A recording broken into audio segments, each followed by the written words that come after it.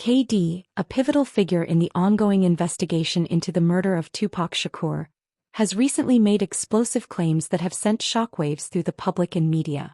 After revealing startling information about Sean Diddy Combs' alleged involvement in Tupac's death, KD was attacked. We have an update now on Dwayne Keefe Davis. He's charged in the murder of Tupac Shakur. Davis was in court again this morning after a fight with another inmate. Fox 5's Mike Allen walks us through what happened. Dwayne Davis is answering for a jailhouse brawl. Here's what court records show, along with images from surveillance video released by Las Vegas Justice Court. On December 23rd, Davis was being escorted back into his cell when another inmate, Rockland Hamilton, who's also facing a murder charge, is standing to the right by a sink in this room. Hamilton walked over to Davis and squared up, looking ready to fight. They started throwing punches and grappling, and the officer escorting Davis called for backup, gave verbal commands too for the inmates to stop fighting, and then hit them with pepper spray. Before backup officers arrived, the two inmates kept grappling and throwing punches and were eventually separated after backup officers got into the room. Both Davis and Hamilton face battery by prisoner charges. In prison under mysterious circumstances. The attack many believe could be linked to the sensitive nature of the information he has disclosed. In a groundbreaking confession, KD claims that Diddy, the renowned hip-hop mogul, had direct ties to Tupac's murder, and he even accused Diddy of offering him a staggering $10 million to carry out the hit on the legendary rapper. These revelations have ignited intense debates and raised questions about Diddy's role in one of the most infamous murders in music history. Fans, critics, and media outlets have all begun. During the Biggie Smalls investigation in the early 2000s, the filing reads, the three LAPD and FBI agents were part of a task force to solve the shooting of rapper Notorious B.I.G., also known as Biggie Smalls, legal name Christopher Wallace. The task force, through a sophisticated criminal investigation, obtained sufficient evidence that would prove Mr. Davis was the leader of the Southside Crips and his gang was responsible for over 360 kilos of cocaine and PCP.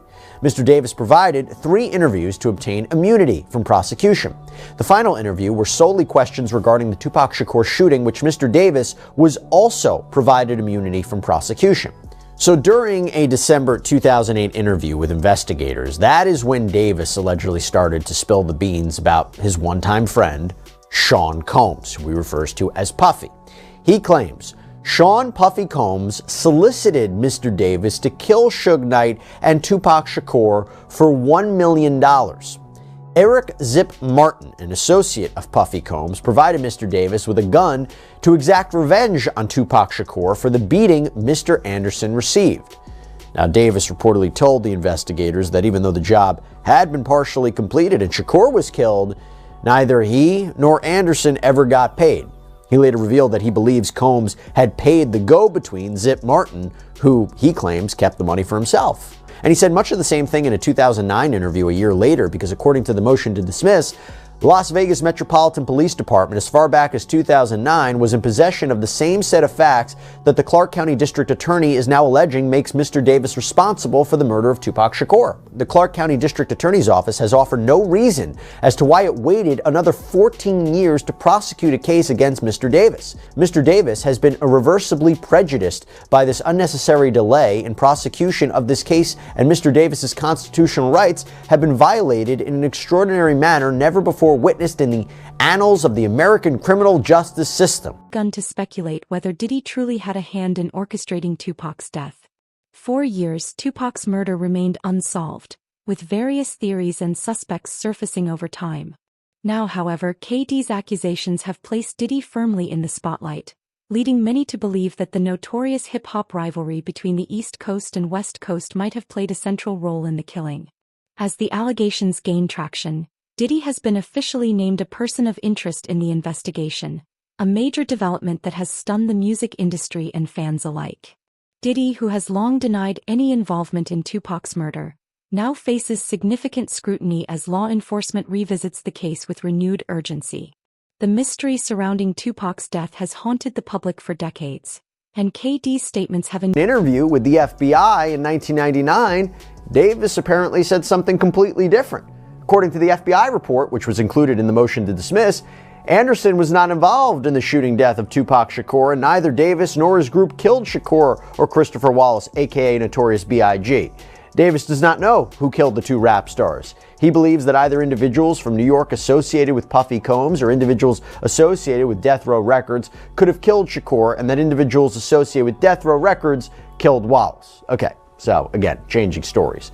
And by the way, Davis goes on to say that he was introduced to Combs in the early 90s by a man named Eric Zip Martin. This is another alleged drug dealer. And this is where we get into it. So the report reads, in or around 1992, Martin introduced Davis to Sean Puffy Combs.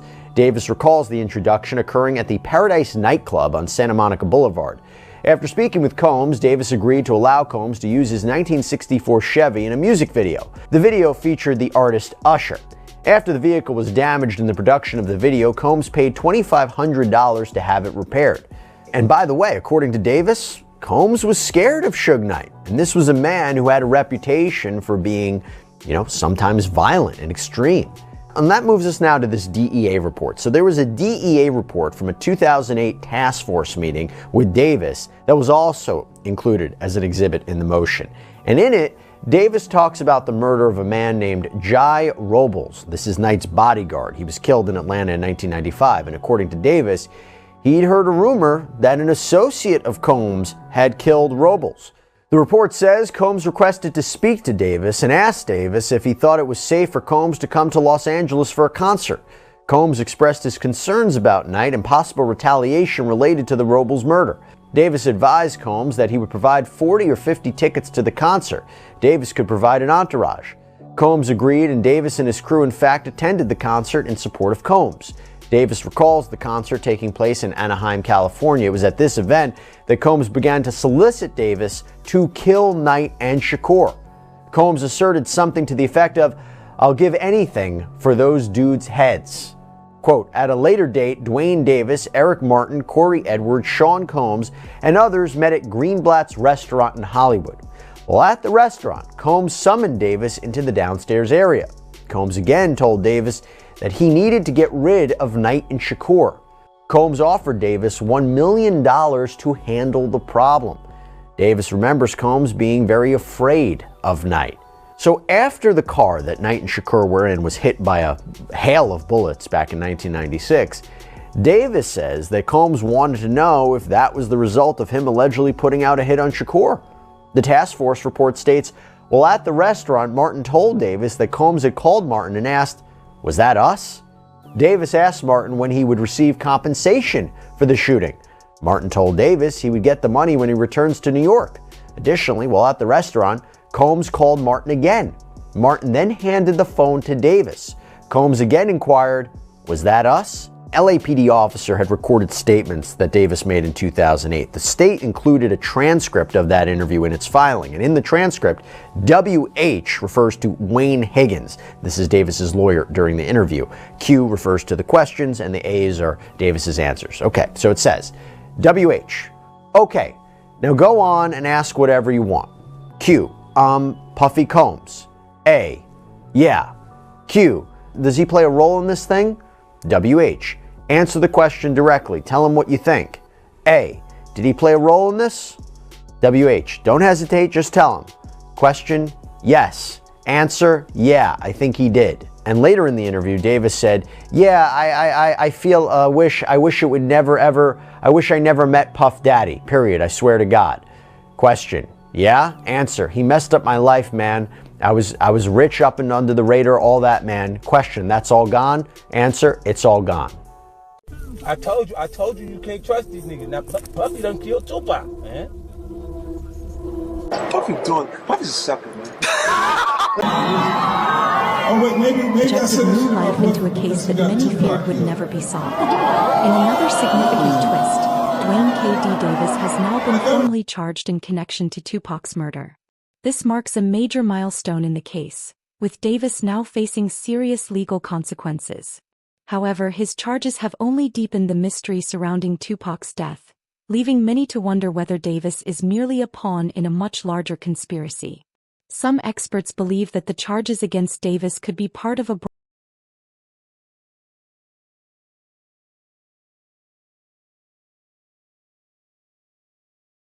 Welcome back to Court TV Live. We are following new developments in the case of the hip-hop mogul who is facing RICO charges in New York, Sean P. Diddy Combs.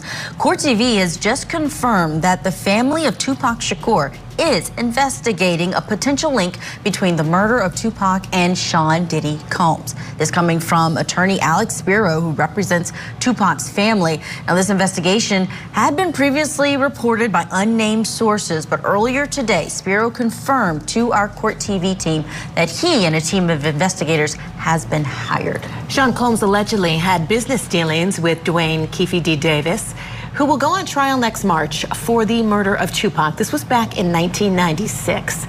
Some have speculated that Diddy ordered Tupac's death. That, of course, is just a theory at this point, and we are monitoring the developments in both the Tupac murder trial and the federal indictment of Sean Diddy Combs. So a lot of information to come on that one. In the case that continues to roll on, let's bring in National Trial Attorney Michael Jafer just to talk about this new news of an investigative team that is been hired by Tupac's family. We don't have more details about what they found so far and exactly what avenues they are taking to do that, but what does that say to you? What do you think is happening, and how serious is this when someone hires an investigative team in a murder trial that's being handled by authorities, but this is a private entity requesting this? Julia, I always say, landslides don't happen slowly, right? You'll be standing on the side of a mountain admiring its beauty and glamour, and then 1 second later, you're buried in mud, right? This does not shock me. This does not surprise me. I can promise you this is not the last thing that we find out about people investigating Diddy and what he's done. This is not the first. We know of an attorney now who represents hundreds of families who are suing him for, alleged, freak-offs and sexual misconduct. So what this tells me is that it's just a piling on. Pretty much people knew for decades what we're going to start finding out things that people have speculated on for decades, and they're just going to pile on, because at the end of the day, how's he going to defend himself at this point? He's got a ton of money, he's got a ton of attorneys, but even if you have unlimited money and unlimited resources, if you are sued, by 100 different people, 100 different times, 100 different theories, at the end of the day, you as a professional defendant operating from a jail cell, you cannot overcome that. Now, it was this documentary that claimed, which we know wasn't true. Yeah, check this out. We don't talk about things that are nonsense. We don't even entertain nonsense, my brother. So we're not even going to go there, with all due respect, but I appreciate you as a journalist asking. Thank you. Because listen, 7 years ago, I'd have been like, yo, did you hire somebody to kill Pac? But no, you do it like a journalist. Yeah, no, I mean, we wouldn't even get into nonsense like that. You know what I'm saying? It's nonsense. Which we never believed, by the way. Yeah, thank you. Broader effort to expose the true masterminds behind the killing, while others fear that this could be another case of the system targeting a scapegoat. The latest developments have sparked fresh investigations into the events surrounding Tupac's death, as authorities explore whether the East Coast-West Coast rap feud played. You know, and I know, that everyone believes that Diddy was involved in both these shootings and had a direct involvement in your brother's death. That is what the streets have said for 27 years. That's why 50 Cent said it. That's why Eminem has said similar stuff. What's interesting to me about your involvement in this is that Diddy actually called you after an LA Times article in 2008 alleging he'd been involved in your brother's death. What did he say that day when he called you?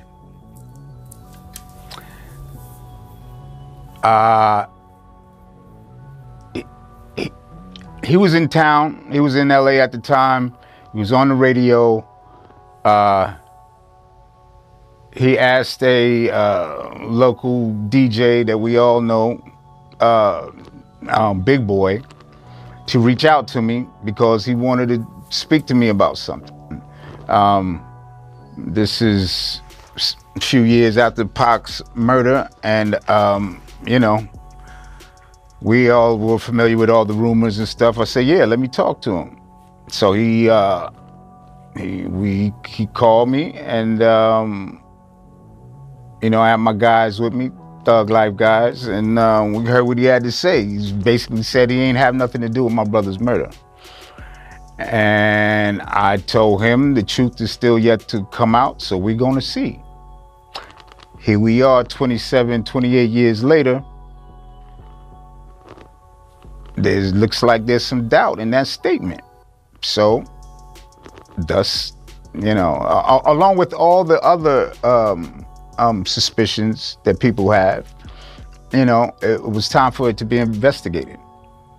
In a statement at the time, Diddy declared, "This story is a lie," the LA Times story. "Neither I nor the late Notorious had any knowledge of any attack on Tupac before, during, or after it happened." Do you think that was an honest statement?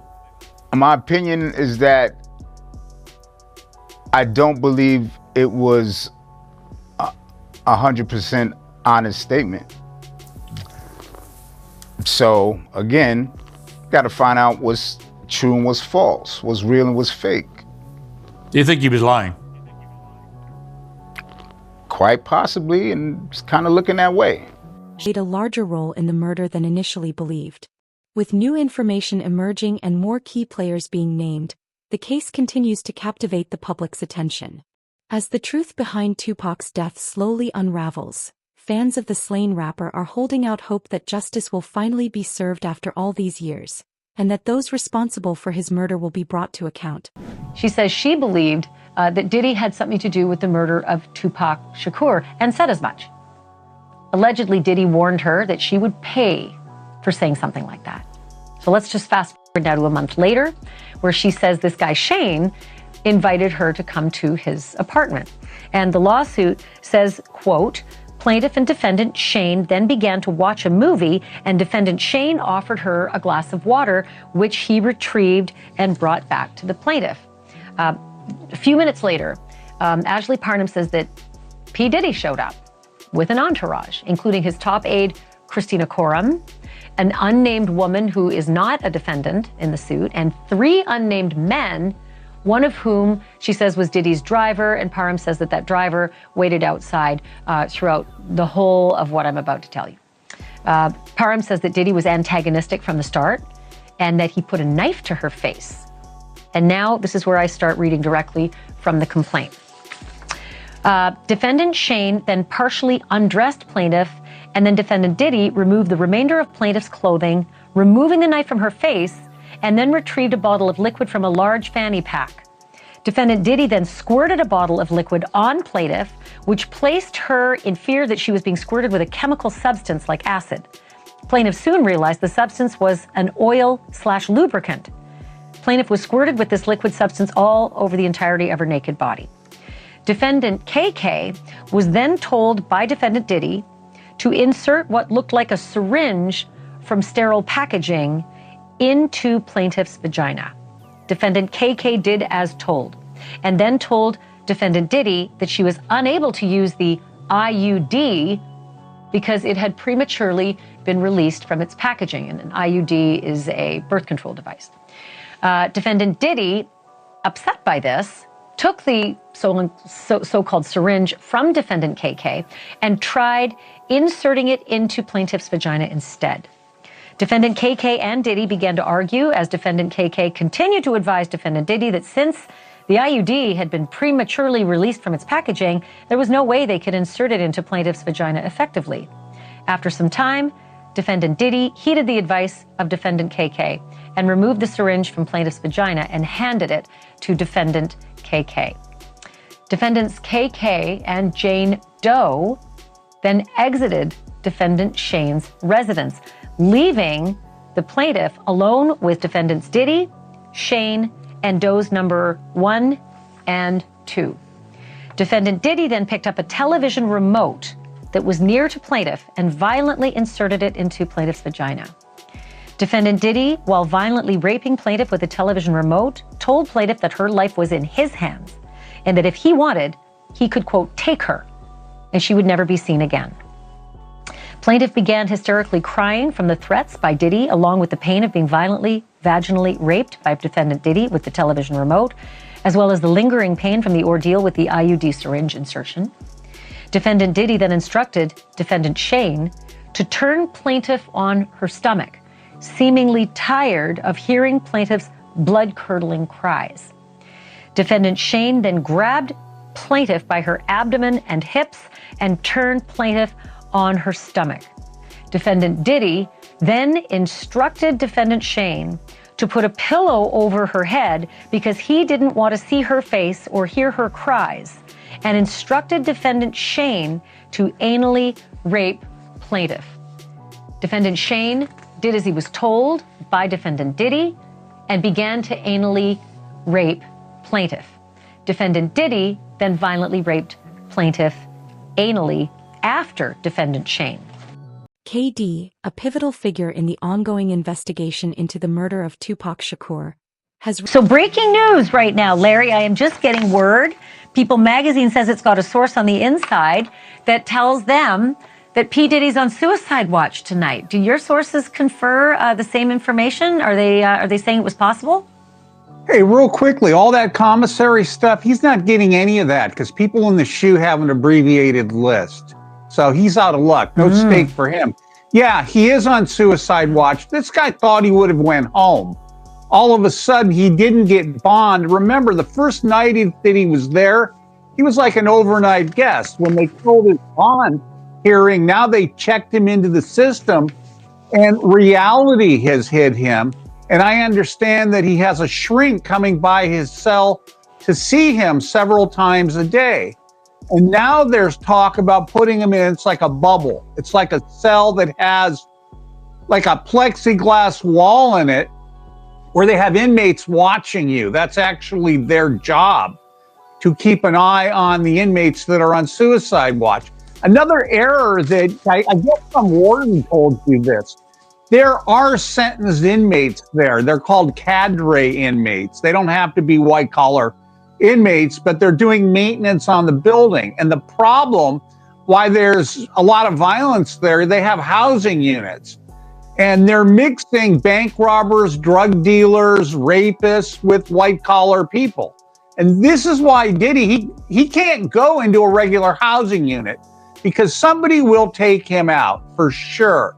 Somebody's gonna get a lot of street credibility out of this. People that are doing substantial time that know they're never getting out, they'll just kill the guy. No questions asked. You think that they'd suck up to him because he's got a lot of money, and if he ever does get the commissary options, he would be able to help them. Some people do because I got to wrap it real quick. Okay, some people do think that Diddy can help them, but this guy's going to be locked up forever. His case will probably take at least 3 years to litigate. He'll stay at MDC. There's rumors that he wants to go to Essex County Jail in New Jersey because he doesn't like MDC. He's a Marshals inmate. There's no way they're going to transfer him back and forth, I don't know, several times a week, 6 Marshals to do it. Jersey. He's out of luck. Listen, I'm going to have you back. I'm going to have you back. I have so many more questions for you, but we've had a lot of breaking news in this show. So Larry Levine, thanks for that. I appreciate it. Recently made explosive claims that have sent shockwaves through the public and media. After revealing startling information about Sean Diddy Combs' alleged involvement in Tupac's death, KD was attacked in prison under mysterious circumstances. The attack many believe could be linked to the sensitive nature of the information he has disclosed. In a groundbreaking confession, KD claims that Diddy, the renowned hip-hop mogul, had direct ties to Tupac's murder, and he even accused Diddy of offering him a staggering $10 million to carry out the hit on the legendary rapper. Combs isn't the only famous inmate to be housed there. We had Sam Bankman-Fried there, R. Kelly, Ghislaine Maxwell. They were all inmates there. Sean Combs is being kept away from the general inmate population. You say his fame makes him a target. Yeah, sure. And not necessarily at the MDC only. I mean, anywhere. Yes, in my humble estimation, his life, his safety is in jeopardy in any correctional lockup right now. If it is true, as reported, that he is housed in the special housing unit, it's important to note that the special housing unit is a lockdown, 24-hour lockdown unit. The MDC Brooklyn is a high-rise. The vast majority of the floors are general population floors. But the special housing unit is a 24-hour lockdown facility. So this is for Mr. Combs' protection. His incredible worldwide celebrity combined with the allegations, the charges now, and indictment, of course, of acts of violence against women make him a very attractive target. So They need to safeguard him. This is a man accustomed to the very finest. He was arrested at the Park Hyatt Hotel in New York City, known for its luxury suites and exceptional food and wine, where one-bedroom suites start at $3,000 a night. He was probably staying in something larger. What is life like for him now at the MDC? I would say 100% total culture shock. The MDC is, I've used the word austere a lot, but it is. It's austere, it's strict, it's impersonal, it's cold, and it is a very tough place to be detained. These revelations have ignited intense debates and raised questions about Diddy's role in one of the most infamous murders in music history. Fans, critics, and media outlets have all begun to speculate whether Diddy truly had a hand in orchestrating Tupac's death. For years, Tupac's murder remained unsolved, with various theories and suspects surfacing over time. Now, however, KD's accusations have placed Diddy firmly in the... Why is that not a fair outcome? What he did here is on a magnitude of unlike anybody else you could imagine. A week after these public searches were televised, he gave us his passport. His children gave us his passport. He then paid off the mortgage entirely on his Miami home, $18 million. It's instructive that he's going to have a bail package ready so that if he was arrested, he would have something ready so that he could get out the next day and show the judge he's taking this very seriously, which he is, which is why 12 days ago, Chris, when we thought there's an indictment that may be coming, he flew to New York the very next day. And that's an extraordinary move for a defendant who's been under investigation that he's been aware of for at least 6 months. He has done everything somebody under investigation can do.